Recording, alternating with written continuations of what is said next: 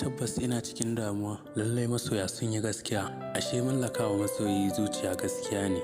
Ashe damuwar masoyin kai kan shafi farin cikin. Ashe rashin lafiyar masoyi yana da hatsari wajen karancin wanzuwar lafiya a gare ka. Tabbas walwala ta takaita a gare ni.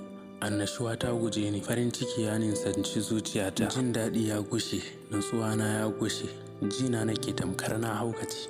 Tabbas na san ina son ki, amma ban san haka son ki yayi nisa a cikin zuciyata ba. Ban san son ki zai iya hana ni zuwa ko ina ba. Haka zalika ban san son ki zai iya katse mini duk wata walwalata ba. Ban san son ki zai iya hana ni zuwa ko ina ba.